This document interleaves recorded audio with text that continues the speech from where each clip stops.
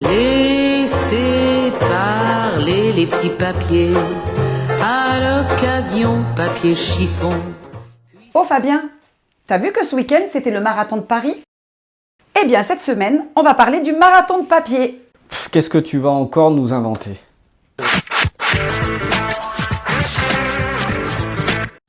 Eh bien oui, réunir tous ces documents, c'est comme faire un marathon.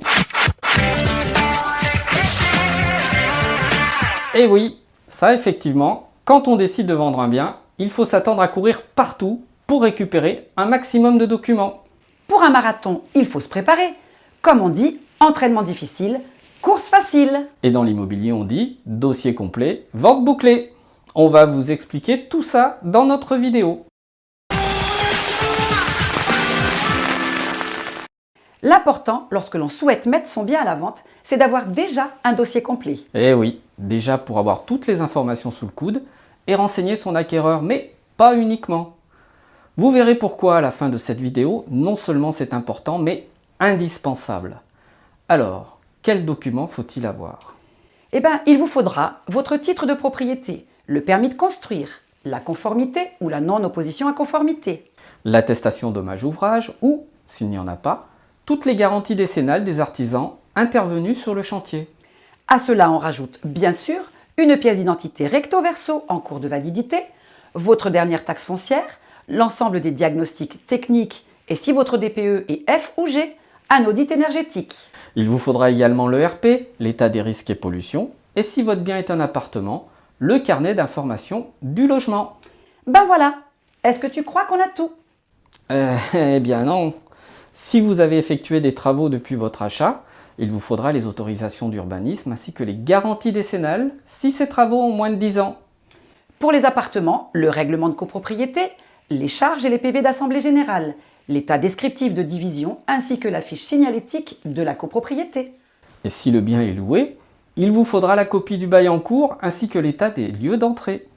Et si le locataire arrive en fin de bail, il vous faudra le courrier de congé pour vente et sa preuve de réception. Ou alors son courrier de préavis s'il a décidé de quitter lui-même son logement avec les divers états des lieux. Bon, bah ça y est, là vous pensez que c'est terminé? Pas tout à fait. Dans le cadre de la vente d'un terrain, il vous faut le certificat d'urbanisme et s'il y a une division, la déclaration préalable et pour finir, les règles d'urbanisme de la zone. Bon, bah voilà, c'est enfin bon. Mais dis donc, ça doit bien faire l'épaisseur d'un dictionnaire tout ça. Oui, enfin pour ceux qui ont connu les dictionnaires.